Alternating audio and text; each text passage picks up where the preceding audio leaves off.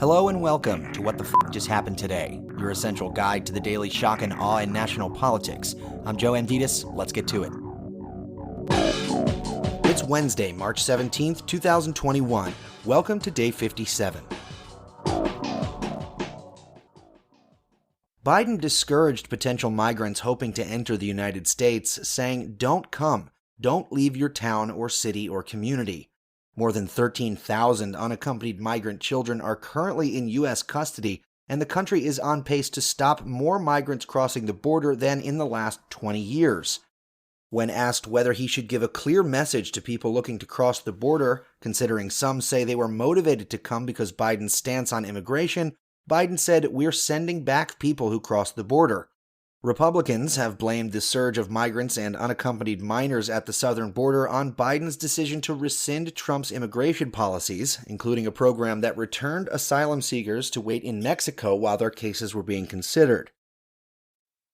Meanwhile, Homeland Security Secretary Alejandro Mayorkas testified that the U.S. Mexico border is secure and the border is not open.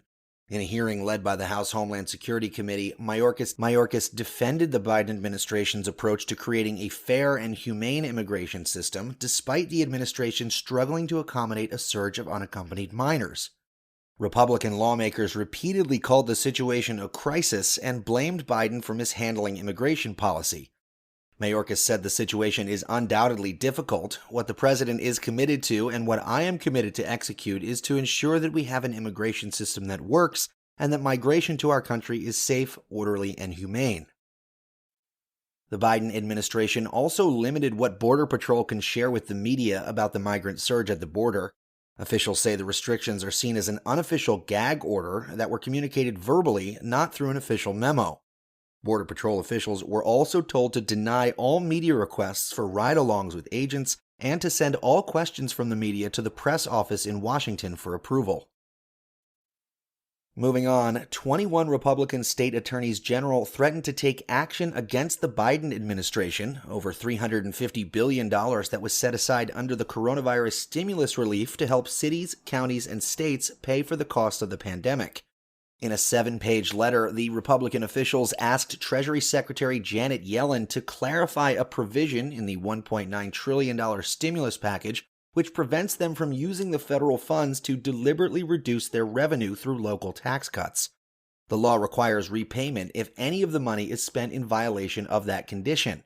The group claimed that the restrictions would represent the greatest invasion of state sovereignty by Congress in the history of our republic, and they threatened to take appropriate additional action in response. Meanwhile, Senate Democrats introduced the For the People Act, a comprehensive voting reform and anti-corruption bill that was passed by the House earlier this month. Chuck Schumer said proposals to roll back voting access in several Republican-led states smack of Jim Crow and represent a threat to democracy, which would be countered by the legislation. The bill does face an uphill battle in the Senate, where it would require at least 10 Republican votes to overcome a filibuster.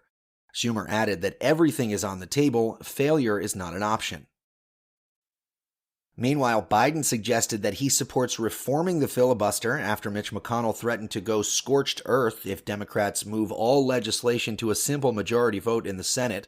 "I don't think that you have to eliminate the filibuster," Biden said, adding that he preferred a return to the talking filibuster, a requirement that senators hold the floor in order to delay a bill, adding, "It's getting to the point where, democracy is having a hard time functioning."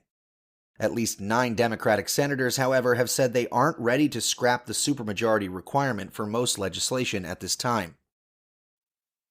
And finally, Biden promised that Vladimir Putin will pay a price for his efforts to undermine the 2020 election following a declassified intelligence report that said Russia meddled in the election with the aim of denigrating Biden's candidacy. When asked what the consequences would be, Biden replied, "You'll see shortly." That's all for now. You can find the links and sources for all of these stories on the main website. And as always, visit whatthefjusthappenedtoday.com for the latest news and headlines. Until next time, I'm Joe Amditis.